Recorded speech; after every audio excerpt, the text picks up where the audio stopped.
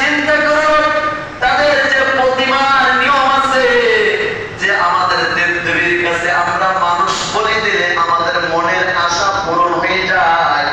ওই সময় মিশরের অধিবাসীরা ওই সময়ে গ্রামের ভেতরে সব থেকে সুন্দর মেয়ে, সুন্দর রমণী তারা যাচাই করে সুন্দর রমণীকে নির্ধারণ করে নববধূর সাথে সজ্জিত করে তারা ওই নীল দরিয়ায় গিয়ে বলি দিয়ে দিত। আর বলি দেওয়ার সাথে সাথে নীল দরিয়ায় পানি চলে আসতো, তারা ওই পানি দিয়ে আবার ক্ষেত খাওয়া শুরু করে দিত।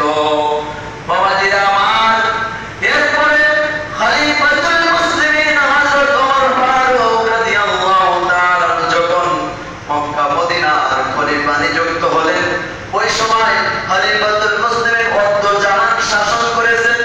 ওই সময় যখন মিশরে মুসলমানদের ভেতরে প্রতিক্রিয়া সৃষ্টি হয় অর্থাৎ মারামারি বেঁধে যায়, তখন মিশরের যখন মারামারি বেঁধে যায় তখন খলিফাতুল মুসলিমিন ওমর ফারুক রাদিয়াল্লাহু তাআলা একজন মিশরের একজন সেনাপতির দায়িত্ব দিলেন।